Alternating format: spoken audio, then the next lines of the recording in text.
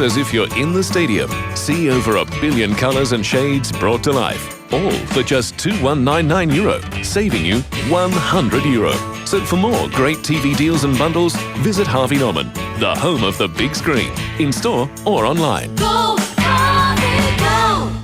The Sunday Papers on Off the Ball. Thanks to Screwfix.ie. Championing the trade with a choice of over 20,000 quality trade products.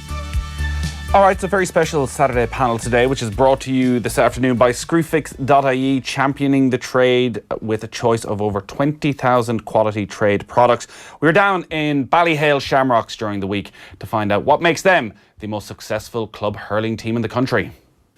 How's it going? You're very welcome along to our Saturday panel. It is a very special Saturday panel because we are coming to you from the clubhouse of Ballyhale Shamrocks in County Kilkenny, and it's actually Wednesday night. We recorded this in the wind and the rain. You might be able to hear it outside. It's a pretty miserable evening, but we're delighted to be here. All snug. We got a nice little crowd in with us as well. Hello, everybody. Hello. Oh, we're getting better. We're starting to warm up. The reason we're here is because, well, firstly, we're going to be promoting Hurling with the Stars, the coaching experience, which is a major fundraiser the club are undertaking. We'll bring you all the details on that in a while, but really we're here because we got the invite and we wanted to come down to see what makes Ballyhale so successful. They are quite simply the most successful club hurling team in the country. 15 Kilkenny county titles, 7 Leinster hurling titles, and a record-breaking 6 All-Ireland club hurling titles. They've created some of the greatest hurlers this country has ever seen. 7 separate players from this club have captained Kilkenny to All-Ireland titles, and I'm delighted to be joined by 4 great Ballyhale men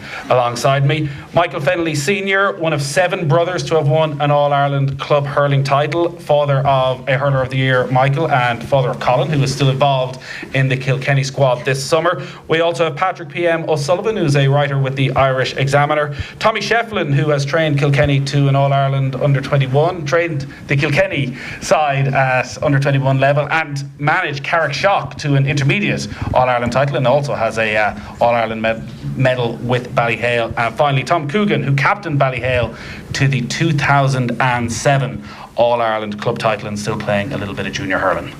And it was quite a surprise when I rocked up then, and there's 2 pitches, you're hoping to buy a third, and 2 fairly basic clubhouses that you do things, you keep it simple around here, and it's proven pretty successful.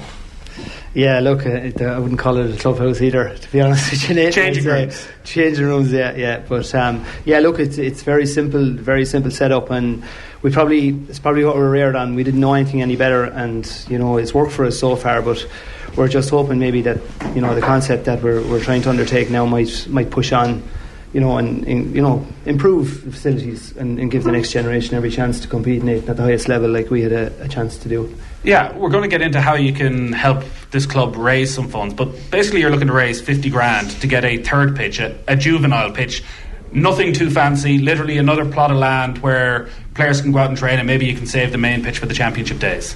That's it, yeah, because probably even most clubs now, probably with the weather, probably this winter anyway, Nathan, it's very hard to keep fields right and stuff, with the conditions. Teams, I know a lot of teams in Kilkenny had to go train like Carlow, WIT places for early in the year, so we're just trying to avail of a patch of ground that was adjacent to the club, just to make a juvenile field to help, again, as I said, the next generation to progress and be as good as they can be. Michael, is it possible to explain what makes this club special? How a parish and how a village of 800, 900 people can have so much success on the hurling field? It's probably hard to go finger on it, Nathan. It's probably down to family tradition, I suppose, going back. I mean, the club was Ballyhale now after a split back in the 60s, and then a few wise heads came together in 1971 or so, and it was building up that we had an influx of hurlers, an awful lot of hurlers, and we were going to lose them. So a few of the fathers came together, and in 72 then to form Shamrocks Hurling Club, KBK, Knockmile, Knocktofer and Ballyhale, and I think since that 72 the club has never looked back.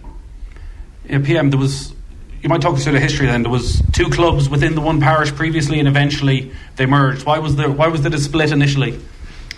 Or dare I ask? There wasn't. I don't think there was so much a split in the sense of there was a row or a fallout, which is always meant to be the first thing in the Irish agenda. No, the funny thing is the club was very well thought out by people like Michael's father, Kevin Fennelly Sr., and Michael Hine and other people at the time.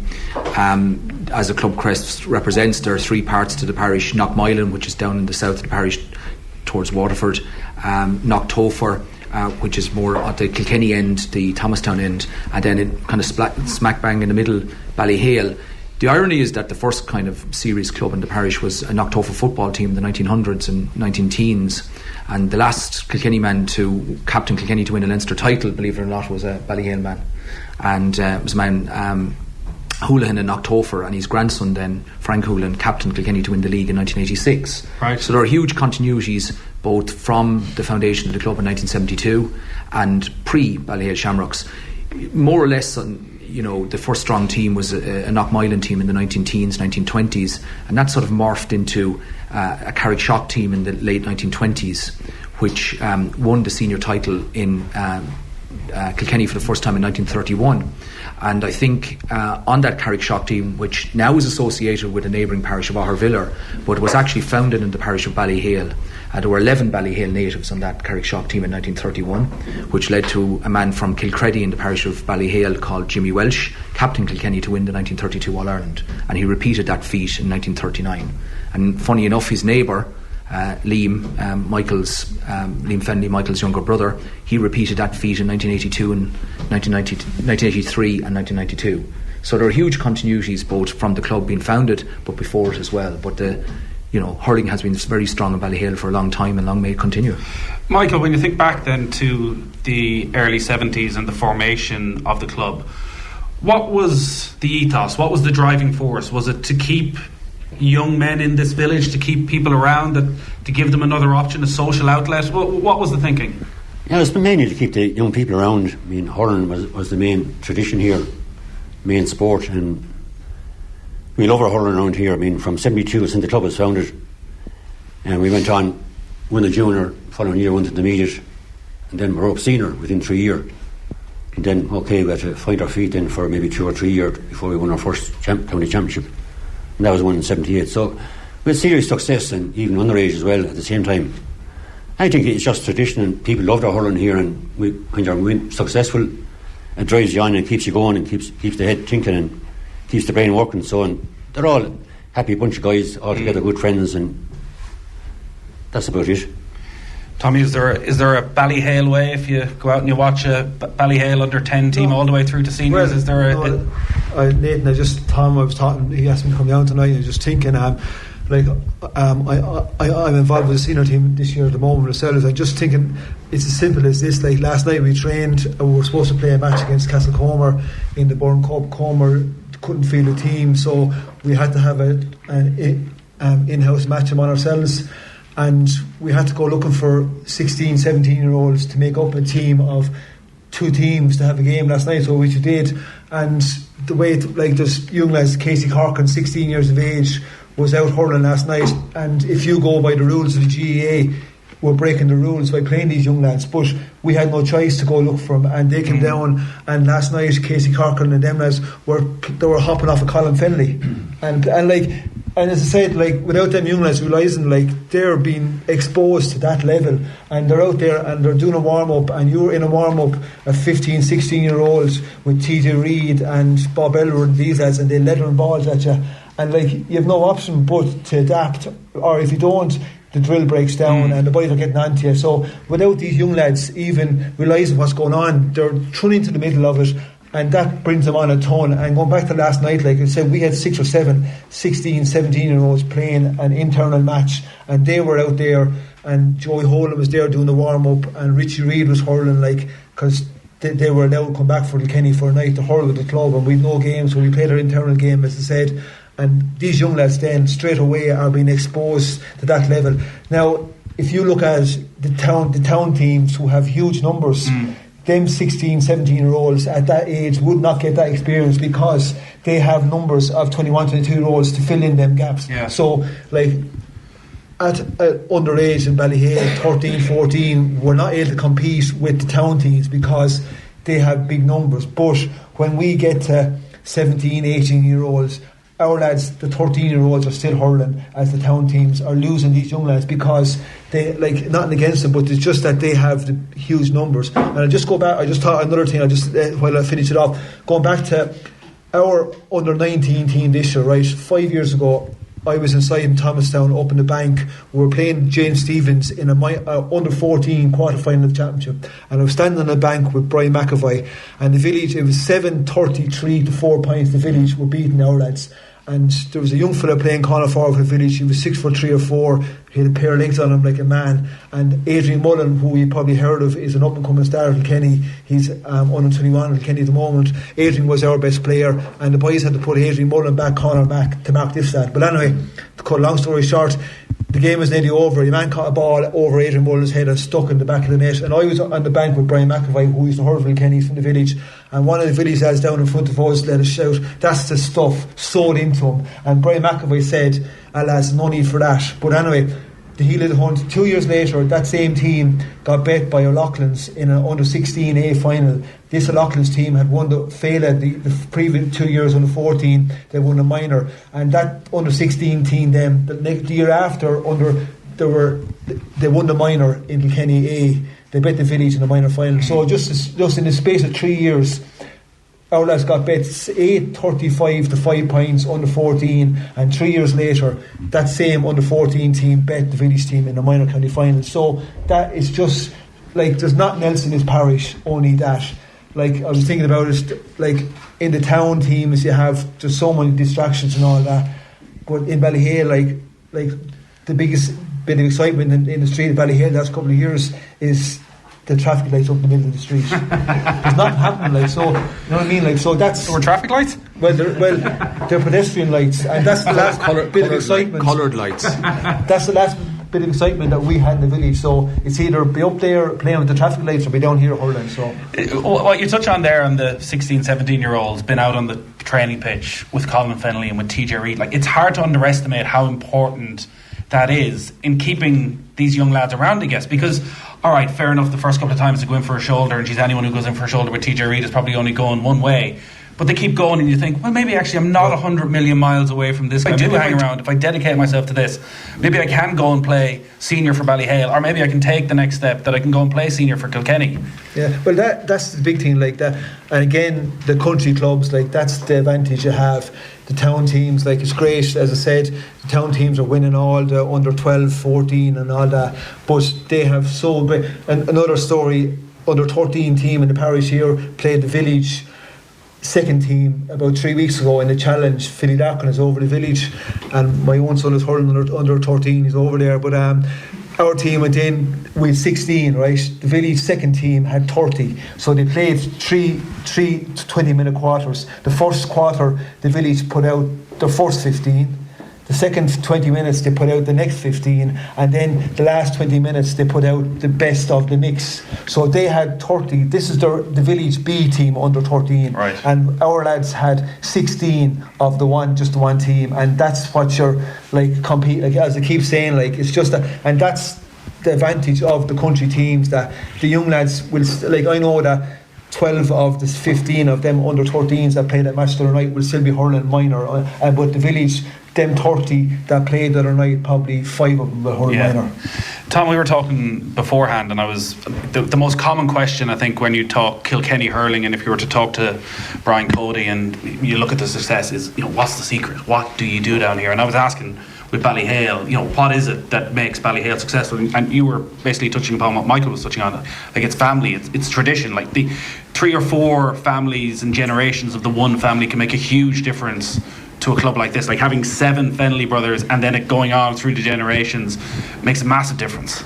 It does, Nathan, yeah. And I suppose to answer your question a little bit, it's just my own theory on it is, you know, as an ex-player and that coming right up along, would be that certainly, you know, the first time we came into the field, and Tommy touched on there what he was saying as well, at underage level in the club itself, players don't play under a pressure to succeed or succeed to win. You know, definitely from say 12, 13, 14, 15, 16, the emphasis is not totally on winning. It's about coaching kids the basic skills of the game. And the theory in this club, certainly Michael would probably tell you as well, is that we'd feel we make our players between 17 maybe and 21. They're the crucial years we feel that players come through in. As I said, young players don't play under pressure. You're not expected to win championships or succeed in any way, shape or form, but and that's down to people like Michael as well, and Sean Reid and Michael Hine and these guys. From the time I was young, I only know these people as mentors that were over me from the time I'm young, and they never put pressure on you, or never, I know, look, you make a mistake, they're not going to, hate you or chaw the head off you, for example. They'll encourage you.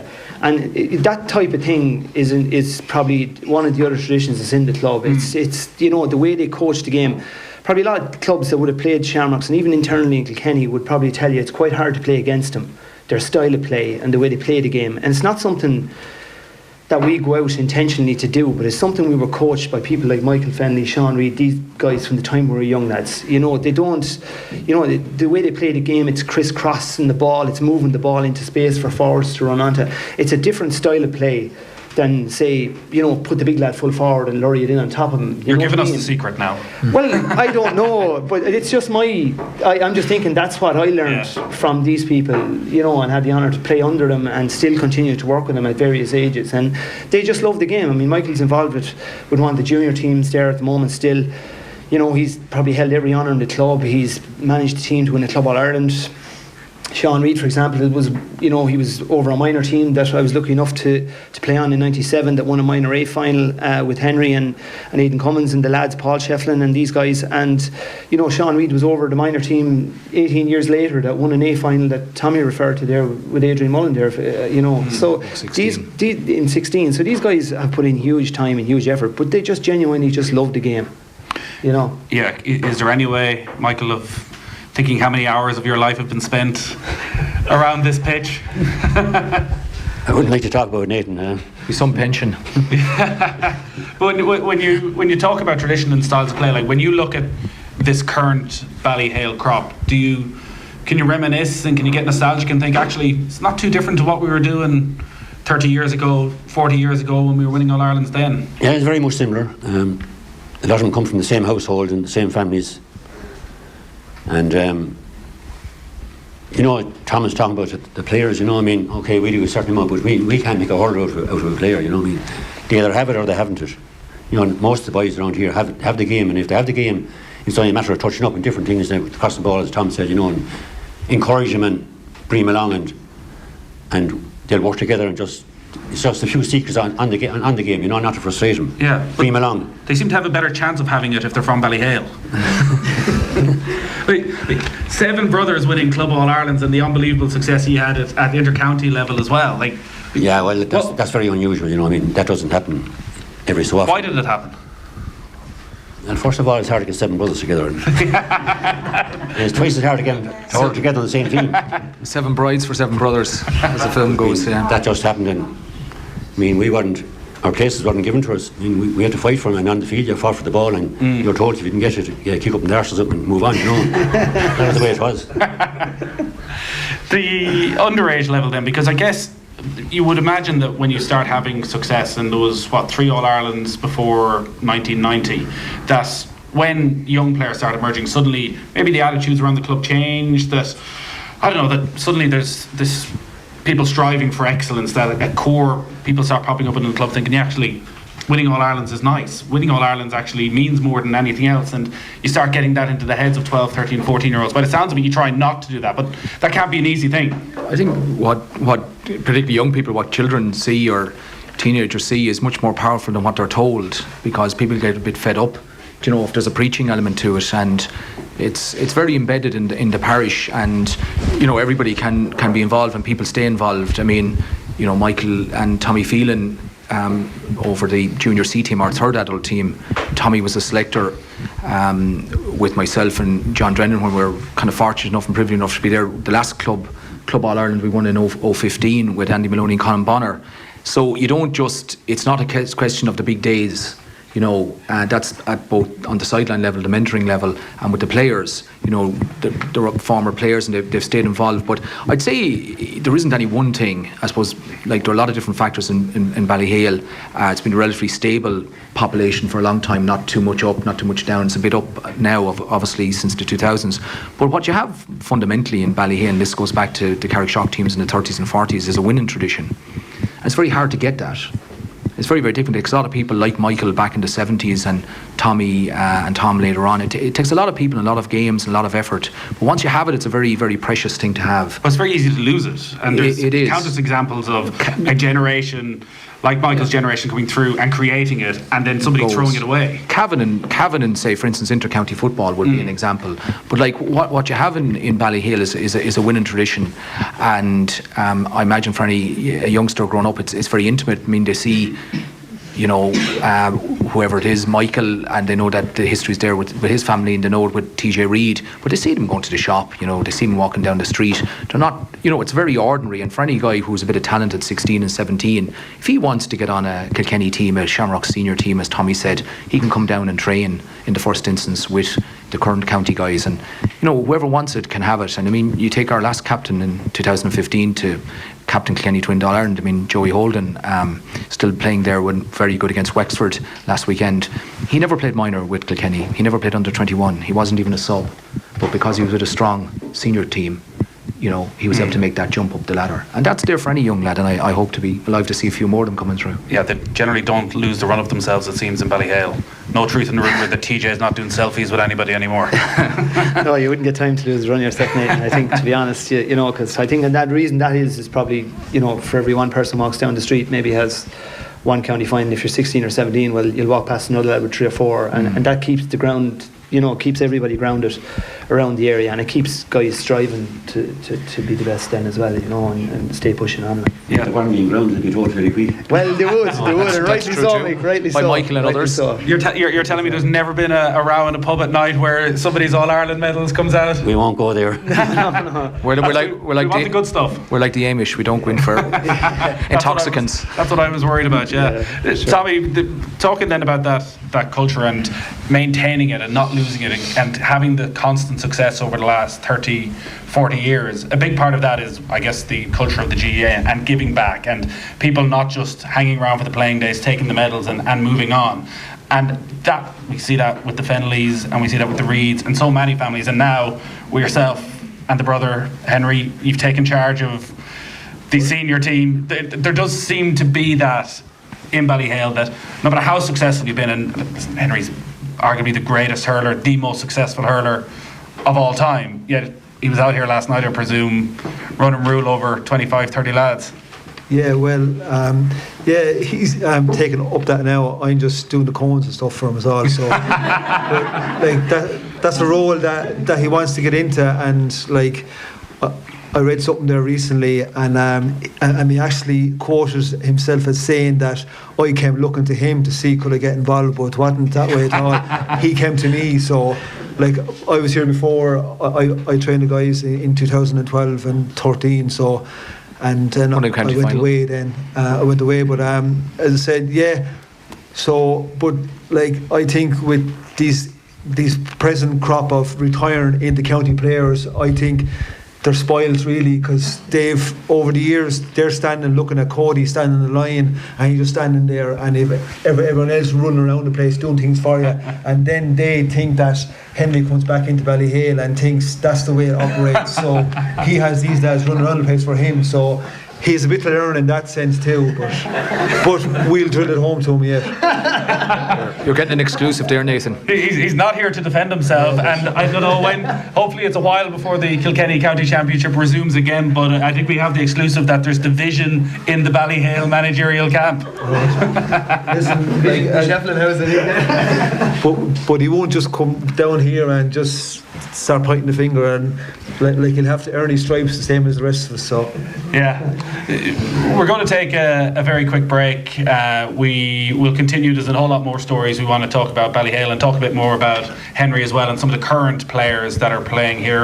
You're listening to our Saturday panel on Off the Ball. As I say, a very special Saturday panel. We recorded this on Wednesday night down in the clubhouse at Ballyhale Shamrocks.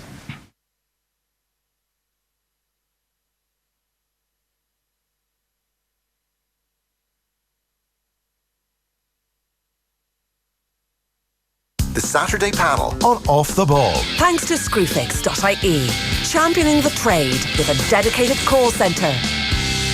Join the conversation on Facebook and Twitter. The pursuit of perfection. That's the starting point of true innovation. It's what drives Lexus to challenge every perception of what an SUV should be. Take the all-new RXL 7-seater. Bold, emphatic lines. Unparalleled luxury and space. With 3 air-conditioned zones for even greater comfort. Or the NX. A stylish mid-sized SUV with imaginative technology and a €2,000 trade-up allowance for a limited time only. And of course, every Lexus is a self-charging hybrid. So no plug-ins, no diesel, no compromise. Experience the ultimate in hybrid SUV. Lexus. Experience amazing. Dad, you're my hero. For Father's Day, I went to the preference shop to buy your favourite aftershave, Boss Bottled Night. They repped it for free, but I'm going to say I did it. Boss Bottled Night, 200ml, was €126, now 63. Shop in store or online at thepreferenceshop.com/IE. Offer ends 17th of June while stocks last. The weather. We certainly get enough of it here in Ireland. But sunshine? Well now, sin scéal eile.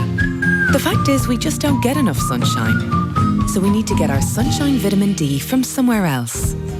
Switch to Avonmore Super Milk and you get all the daily sunshine vitamin D you need in just one glass. Our weather's not super, but that's okay. Avonmore Super Milk is. Maeve loves to travel. She's also prone to overpacking, getting sunburned, and snoring surprisingly loudly. But last month, she helped 3 people sell their home with Sherry Fitzgerald, and another 5 the month before that. You may not recommend her as a travelling companion, but as an estate agent, she has exceptional local knowledge and really cares about getting the best outcome. Sherry Fitzgerald, the agent you'd recommend to a friend. Selling your home? Visit sherryfitz.ie. Bruce Betting are one of Ireland's leading bookmakers.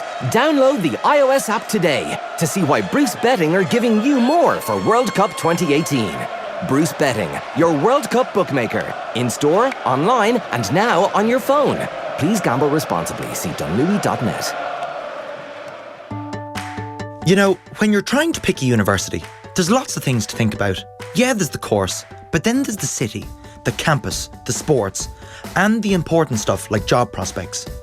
For me, the University of Limerick's co-op work placement programme gave it a serious edge. The chance to spend a semester in a workplace getting the kind of experience that actually gets a job. My name is Nick and I spent my co-op in a management consultancy in Chicago. Professional experience, amazing city. A degree from UL can get you where you really want to go. Fact.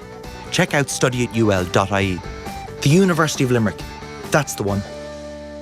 It's all fun and games today at Appliances Delivered. The fun is in choosing which incredible value appliance to order. And the game is Beat the Clock, where every 6 hours, Appliances Delivered will offer a different, unbelievable deal, including free installation, free delivery, or a whopping 20% off. Better be quick though. Each deal only lasts for 6 hours. And when it's gone for next day delivery. Time is ticking, so get clicking. Beat the clock today, only at appliancesdelivered.ie. Why pay more? Terms and conditions apply.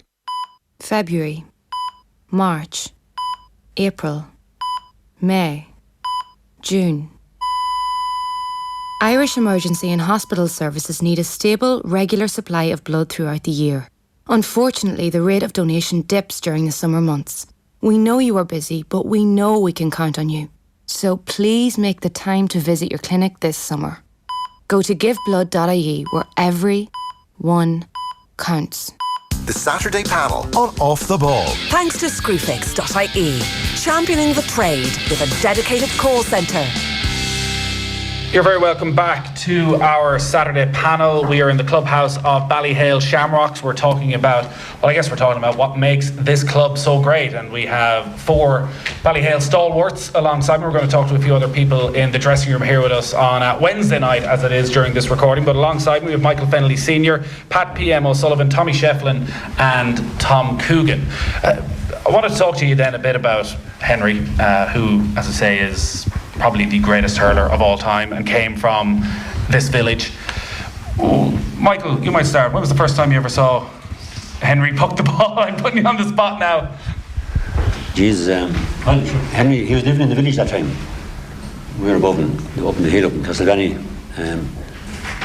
Henry's what I be. I should mention I've had the tour of the village. Mary Harrington brought me around and showed me everywhere, and ye literally are top of the heap up there. Top of the heap. Yeah, I mean Henry. They moved up the back road now from the village. But I seen Henry maybe the minor final with Tom that he played. 97 would be the first real indication that he might be on for the future. So as a he didn't play underage with Kilkenny, I don't think, and he's mainly a senior. Once he started senior then, and he had his injuries along, but I suppose he struck in with a great time with Kilkenny.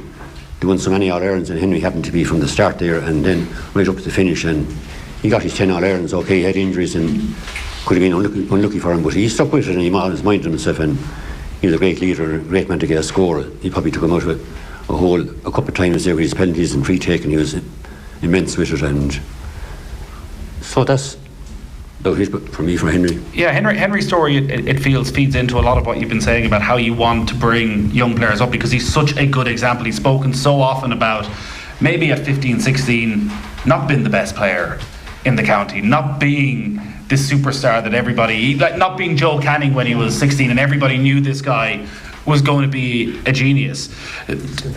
Tom, when you were growing up in your similar age group, I think, am I underestimating him? Is he underestimating himself there? I think people do. I honestly do, Nathan, think people do underestimate him. I can remember vividly, there's a great tournament in Kilkenny called Lisdowney Sevens, and it's a tournament that's for under 13 and a halves, just a little over national school age, and there's teams from probably 4 or 5 counties playing that 7-a-side tournament in Lisdowney. And we went to the semi-final of it one year, and we won it the year after in Henry's last year in 6th class. And I was lucky enough to have played with Henry right from the time he started. And it was no coincidence. Henry was the player of the tournament in that, and was the top scorer in that tournament at the time. And there was a rule in that tournament that you couldn't solo run. That was one of the rules of the game. You had to just pick, strike, and hit. And Henry always had this natural ability to be in the right place at the right time. And he came out of that tournament top scorer and player of the tournament as well. So for me, it was no coincidence that I thought he did have a very, very good underage career, and you definitely know he definitely improved hugely. I mean, third level was massive for him, I'd say. Obviously the attention to detail and the diet and the training, etc. But potential was always there. I would have thought he was always one of the outstanding players on the field. Any day I would have played, definitely, and still probably was to the day he finished. Tommy, I'm not sure how keen you're going to be to blow smoke up your brother's ass, but go on, talk to us about growing up and maybe the games you would have had together. Was there always a sense that he's a little bit better than everyone else around? Yeah, you taught him everything he knows, I presume. Well, no, I won't say that now.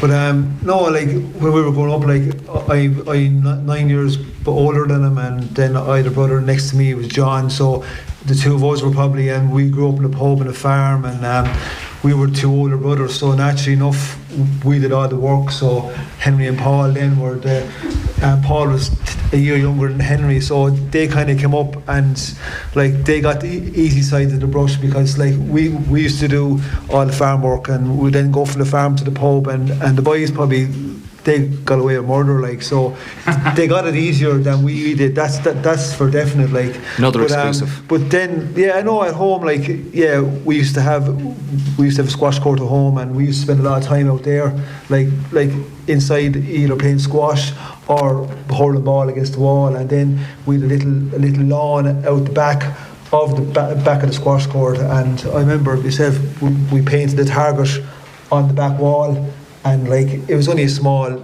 quarter of an acre, and there's a little shed, and we used to be up there, and that target used to be you used to get hours and hours of fun out. But nowadays they're home but shooting as on television. But that's what we used to be doing, up there and trying to it was like a bullseye on a wall, and you're trying to hit the middle target, and you had we used to have scores 5 for the outer ring and 10 for the middle ring, and you get 10 shots out of it. Things like that we used to be doing on the lawn. So, but no, I heard with Henry, talking about up through the years. But I remember we went back down senior in 95, was it? Yeah.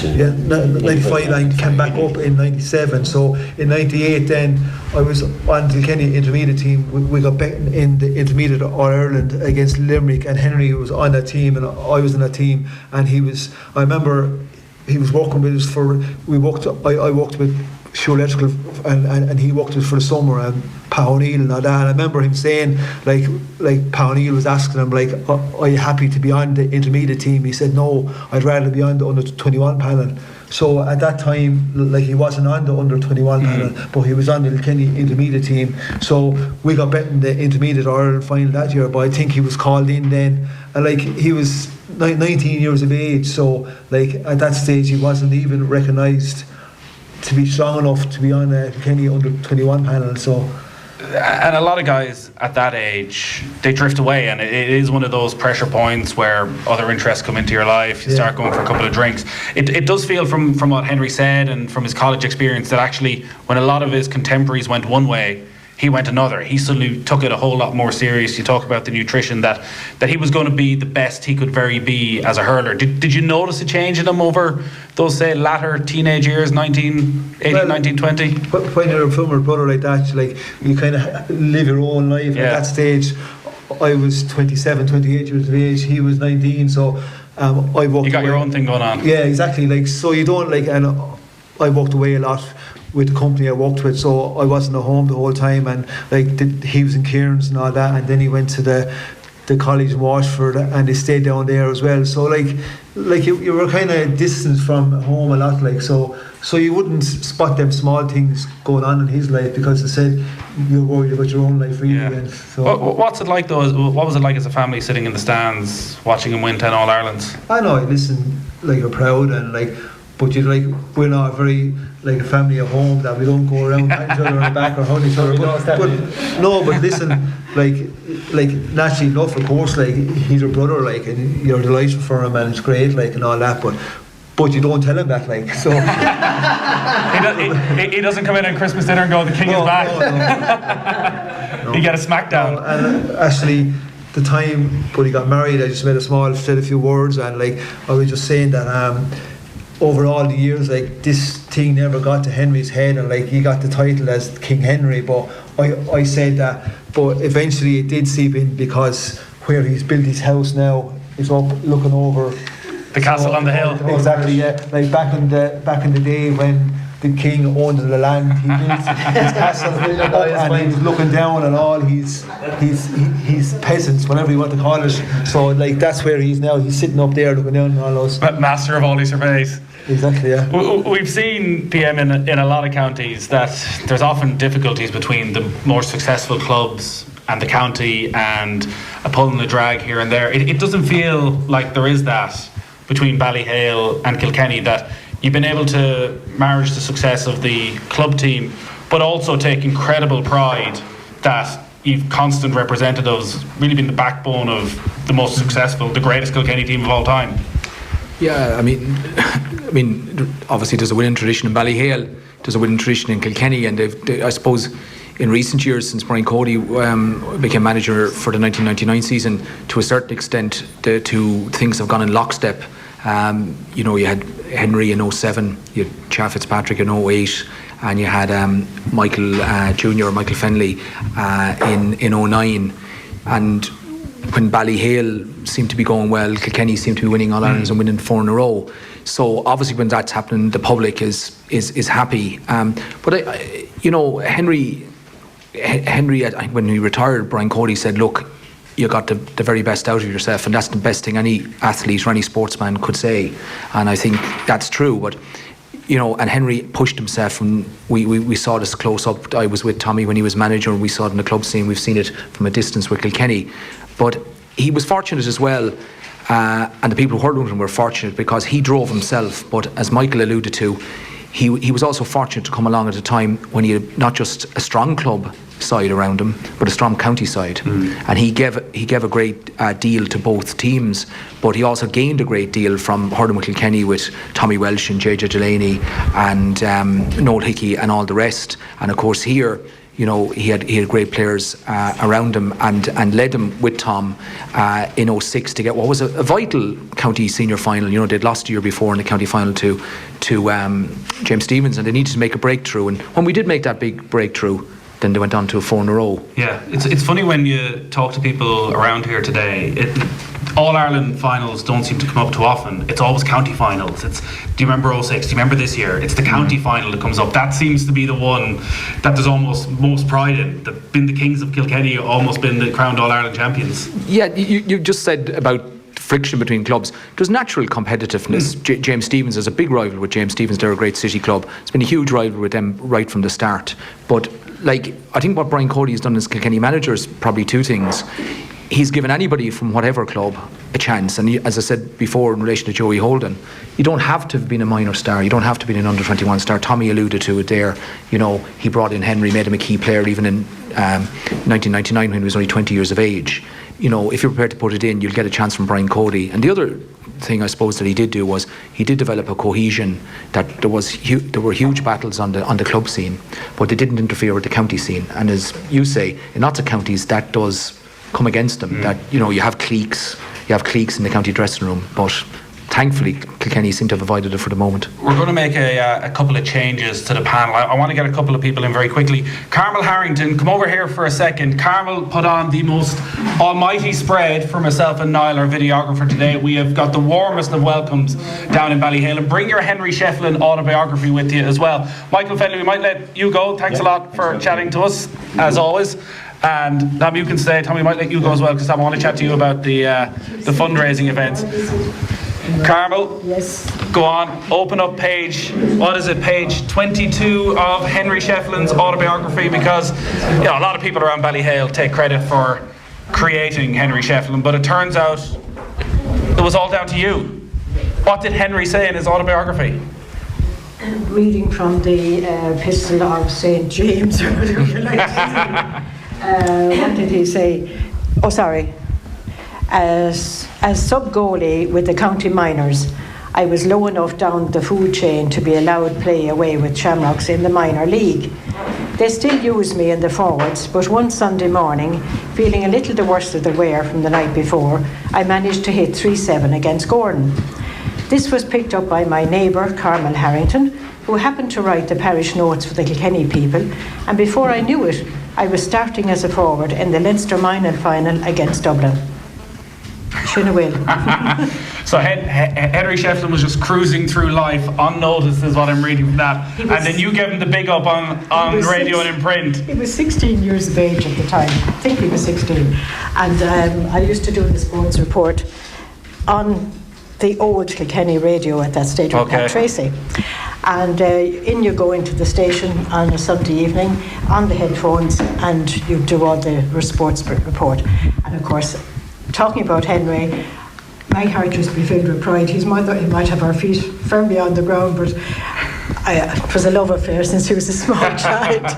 You knew? I knew. I could see it in him, yeah. Anyway, I said Henry scored a rake of scores that evening, and it filtered through. I think he even used the same expression on an interview he had with the Sunday Times, a rake of scores.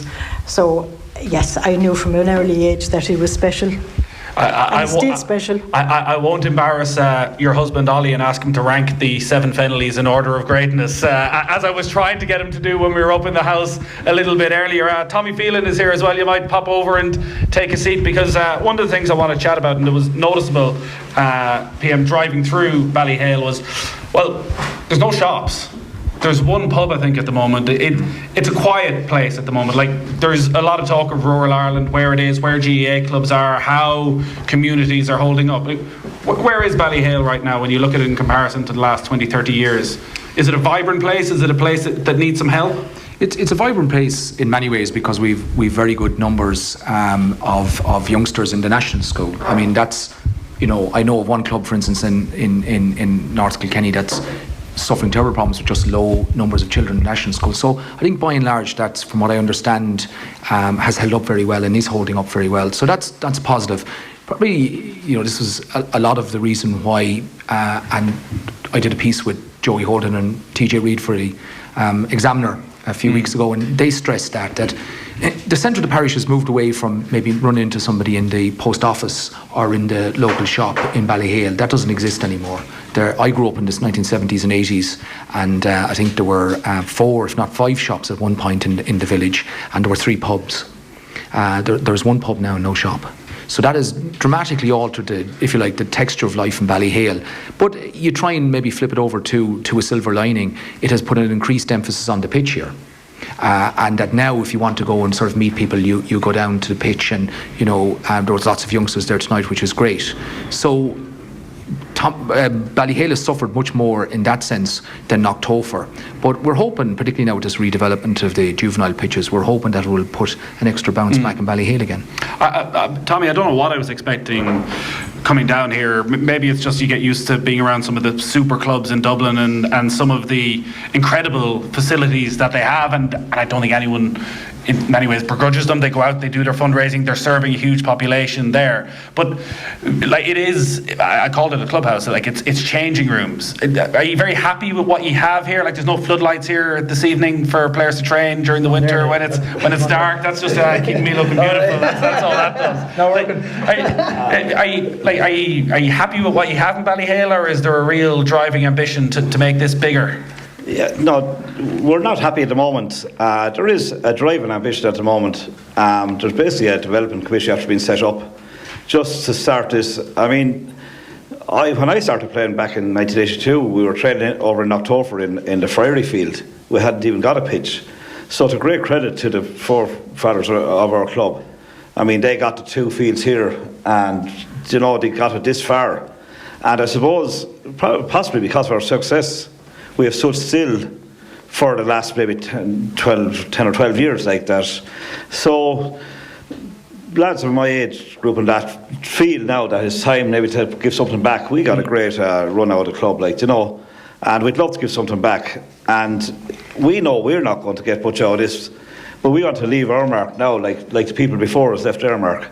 So we're venturing now on this journey and see where it'll take us.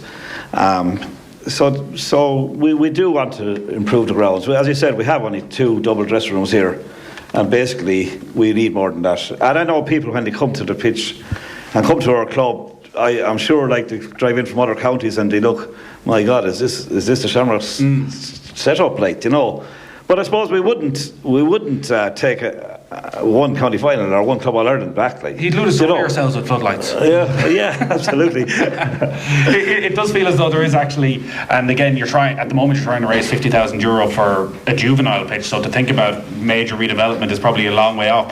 But maybe that's the way this club and other clubs around here need to be thinking, that you need to be the centre of community. You need to be somewhere where people can go and play bingo on a Tuesday night, or you can have a meeting on a Thursday night. Is that realistic?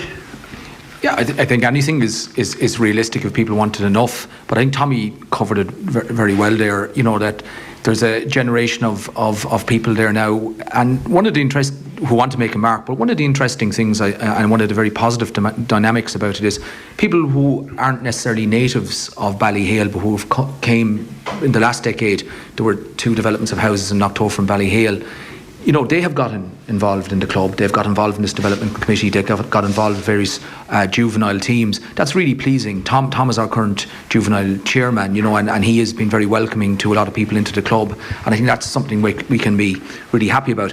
We're never going to win an awful lot of silverware, as Tom as well said. We don't put a lot of emphasis on that, winning at under 14, at under 12. It's great if it comes along, but we're not terribly worried about it. But we like to try and be good at under 21. And everything is realistic. We like everybody. There's a role for everybody in the club, as a player in the first instance, as a mentor, but also on any of these committees, because people have different skill sets. So we can have bingo here. We hope we might win some more silverware along the way. But as Tommy said, what we really want to do is just develop the club now for the coming young players, and we firmly hope and want to do that. Carmel, you might let your daughter Mary take over from you there, because I do want to talk about why we're here as well. While we're waiting for Mary to get involved, Tom, we're Ballyhale at the moment. It's a couple of years now since you won an All-Ireland title. You've got a bit of a break for senior championship. Is anything less than senior championship seen as failure now? No, certainly, I don't know, is Tommy Shefflin gone there? Tommy certainly wouldn't see anything else. He'd definitely see it as a failure if we didn't win the championship. And look, you need people like Tommy as well, you know, guys with a massive drive and a massive hunger for it. You were saying earlier there's almost natural transition periods, as there probably is at every level of what you want to do is hold on to the players that are entering their 30s and hope that a new crop of 19, 20-year-olds can learn from them. Do you have that? Yeah, I believe we do. I certainly do. Yeah, I think there's the makings of a really, really good team there still. You know, we've great leaders. We're lucky probably to be, you know, with county representation. I suppose in the last 10 or 15 years, them players have, you know, brought back, you know, what they've learned at club level or county level and brought that back into the club. And guys are obviously, you know, like the lads said, Colin and Joey, these guys training last night. You get a guy 16, 17 and he's seen what they're doing and he's kind of saying, well, Jesus, you know, maybe I'll have a cut off of this, like. You know, and if that's the incentive that's there, and you know, with a guy like Tommy, you know, training the team, a guy like Henry managing the team, you know, there is, I would say, certainly there's a good crop of good young players. They've won a minor 2 years ago, 16. They won under 21 last year, and you know, you still have Colin, Joey, Richie Reid, Michael Fenley. Well, even with Henry gone, you still have two Reid, like, hurlers of the year. Like, that's ridiculous for a club of this size to have 3 hurlers of the year in a decade. Yeah, and look, the lads' dedication to the club, Nathan, is massive. I mean, you couldn't underestimate how good our club men or our county men are to their clubs. Right. They never flinched. They always show up. They're always here. They were here last night. They were here last night, like, you know, and that's what that grounding that Michael spoke about earlier. You know, you don't go above your station here, you will be dragged down fairly quick, and that's the nature of the beast here. But that's the way it is. It's not cruel, it's realistic, and that's the way we are. We're probably just realistic about our approach. But certainly, I think, you know, with them leaders on that senior team and the nucleus of the guys coming through from under 21, I think the future is certainly bright for the club going forward on the field anyway, and we're just trying to increase that off the field as well. Mary Harrington has been the driving force of us coming down to Ballyhale this evening, literally the driving force. She drove myself and Niall around the parish earlier. We saw the Fenleys at the top of the parish, we saw Henry's Castle on the hill, we saw the Braveheart bridges up at the Mountain View Golf Club. We've got a right old tour of the place, but it's been brilliant and we've really enjoyed coming down here, Mary. But there is a reason you wanted us down as well. You might tell us then about the Hurling with the Stars coaching experience that you're trying to raise all this money with. Firstly, thank you both for coming down and thank you for answering my message. Hurling with the Stars is basically a concept that one of the lads came up with, and Tom asked me to come in on the committee, and of course, you know, anything to do with Ballyhale, you know, it's a very proud place. I think I said to you about people with medals. People don't talk about medals down here. They do their talking on the pitch. You won't know that if Henry is sitting in the front seat in the church, that he has any All-Ireland medals or club All-Ireland medals or anything like that. He gets They're the not front like seat that. in the church though. Yeah, well, that's a bit late. But no, you know, we see reserved, Nathan. It is actually reserved. we see the lads every day of the week or every other day of the week, but you know, we acknowledge them. But people that are visitors come in, they can't understand how they can go to mass or they can go to the shop and they're not mobbed. You know, we just take them. They're one of our people in our parish. They're not anybody more special than any of the rest of us. But at the same time, they have brought such greatness to our little parish. We're very, very proud of everything they've ever done. And I mean, any of these lads, even to turn up, I mean, I was here in the field last night, and you have 30 fellas absolutely bursting a gut out there, because every one of those has been watched by Henry Shefflin. Of course they want to make their mark. It doesn't matter if you're 16 years of age or if you're 10 out on the other pitch. Or 28. Well, you know, or 40 as Bob is. But it doesn't matter what age you are. You still want to be down here in this field. I mean, my dad avoided for a long time down here, but he's back coming to some matches with me. So, you know, people like that are important, because they were the ones that got us probably, you know, to the level we're at. I mean, I have great pride, because obviously I used to go to the matches with Daddy. I mean, you know, we've spoke about and it. He has the medals. Couple He of has Club the All-Irelands medals. in there as well. Yeah, I'm thinking at 45 he won a Club All-Ireland medal, which must be up there nearly as a record. Yeah, but he could still turn around and play now. That's the thing about it, you know, in fairness to him, you know. But this is what it's about. You know, there's none of them any more special than the next one. And they're so modest about it. I mean, you wouldn't have had any of them medals brought down here, because none of those lads wanted known. I had a vision that we could line them all up and that it'd be a beautiful shot on camera. I think as they wouldn't even know where they are, Nathan, I'd say, to be honest. with you, yeah. Yeah, I mean, you did it when we were trying to organise the launch of the Hurling with the Stars. We've over 100 All-Ireland medals in this parish. Between men and women, in yes. this club. Yeah. Between Camogie and Hurling. How strong is Camogie in this club? Yeah, very good. My brother's actually training the intermediate. Intermediate now. Intermediate now, and still we have. I think there's underage the whole way down. I mean, you could turn up here. Henry's little one is playing hurling out, playing camogie out there. In the intermediate club of Ireland by Lismore. I think that's what's 18, 17. It's about 2015. Same year as you won the club all Ireland. Yeah, I think. At that stage. So you know, Ollie Harrington, more years than I care to remember now, being grey and middle aged, was training the Ballyhale under 16s and minors when I was playing with my vintage. So I mean, that's the really, I suppose, that's the thing keeps everybody going. One of his colleagues at that time would have been Michael Hine. You know, two great people in the club, two great former players, and you know, had experience. It's not one of the glamour things. We're very lucky that we have a lot of glamour things in Ballyhale over the years with Club All Irelands and county titles. But you know, we won a Junior A title there. In 2013, which was significant, far beyond the Division 4 title it was, because it allowed us to have 3 adult teams in the club for the first time, right, which was significant. But Michael Hine was myself and Michael Hine worked together in that management group. So they're little small sinews, but they're very good in the parish, and there's an awful lot of them. Said Tommy now is there working with the third team, you know, and having worked with been on the first team himself for many years, but worked in the first team management group. So there's 100 different stories like that, but people genuinely are. We have our ups and downs and differences, but people are genuinely very committed to the club. We didn't even go near the ups and downs and differences. We had a few from Tommy Shefflin there to do us for a while. So give us a gist then of Hurling with the Stars. Well, Hurling with the Stars, I don't know, everybody should know about it at this stage. We've contacted nearly every club in the whole country. It's a unique experience, a coaching experience is what we're offering here. The website is www.hurlingwiththestars.com, and basically what is on offer, it's a coaching experience day that the winning team comes to Ballyhale, and they can come down and they will be coached by Henry, Michael, TJ, Colin, Joey.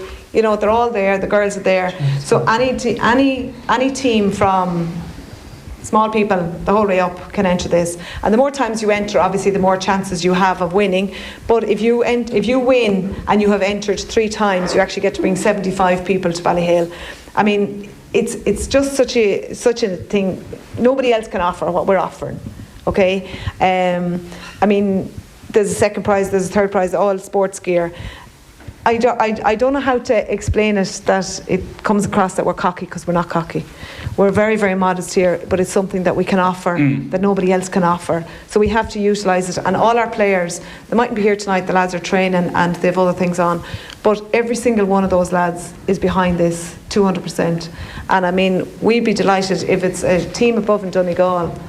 They're still more than welcome to Ballyhale. Yeah. And we would like to think in the future, going forward, that there will be something else, you know, for the team that does win it. But the prize, basically what happens is there's a card and there's 25 lines on the card, and you only pay €100 for your ticket. Club and keeps 150, yeah. Then the club that buys it can keep the €150, or else you get somebody to sponsor your card, so then you can fundraise for the 250. I mean, it's a win-win situation for everybody. Every single club is looking to raise funds, so why not take part in this? I mean, we've just been doing as we call it, the Piltown tickets was €50. So I mean, we always take part because it's a fundraiser for the club. But this is the next thing now, because all the Piltown tickets have to be in for tonight. So this is the next stage, and Féile is over, so people are on the next stage of their fundraising. Tommy will explain better than I can. I mean, it's also an opportunity for clubs to fundraise internally themselves, isn't it, Tommy? Yeah, of course. It's a two-way street. It's a two-way street. If you're lucky enough to have somebody over your under 14 or under 16 team, they might sponsor the card, and then the club can raise €250 for themselves just to buy a bit of gear or whatever. Like, we know it's very difficult for clubs at the time, and there's a lot of other fundraisers going ahead. But I suppose we're looking for a bit of goodwill overall. The entertainment we probably did give over the years, and we just need to get this off the ground. We need to start getting funds in. As you can see, we do need to upgrade, and we will. Every while it takes. This is the start of it, and we're going to continue. We'll get this project over. But it is it's a great opportunity. Like, you know, I can go back to growing up in the 70s and 80s and listen to the great Kerry team, the Kerry names, Mike Sheehy, all these lads, and you'd love to just even see them somewhere. But this is an opportunity for kids to come and actually be coached by these guys, you know. So if people think about it, it's absolutely a wonderful opportunity. Yeah. You know. Give us the website again. www.hurlingwiththestars.com. All right, great stuff. We'll put the details up on offtheball.com as well, because there is still a few weeks left to enter. Thanks a million for having us, Mary. Thanks a lot for showing us around and for all the hospitality at home as well. Just give this to yourself and Niall. We did this on the launch night, and basically it's signed by all our captains here in the club. So you have Henry, Liam Fenley, Chaff Fitzpatrick, Joey Holden, Ger Fenley and Michael Fenley. So it's all our captains that came from Ballyhale. Well, we will give it pride of place in our new Off the Ball studio, Brilliant. so you'll be able to see it up there. That's brilliant. Thank you very much. As I say, thank you all for your time, for your hospitality. I'll give you a Hurling with Stars t-shirt as well, Nathan. Extra large, I hope. Take it off. Medium tight. I know you're only playing junior hurling, but I still won't fit into that one, unfortunately. That is us done. We'll be back after this break. Off the Ball on News Talk. Bobby's Late Breakfast. This Sunday I'll chat with comedian and actor John Kenny about being the unbelievable and being back on stage with his new play. We roll back the years to the Mayo curse and ask if it's about to be broken. We'll have live music and live food, plus The Departed is in the cultural toolbox. Bobby's Late Breakfast.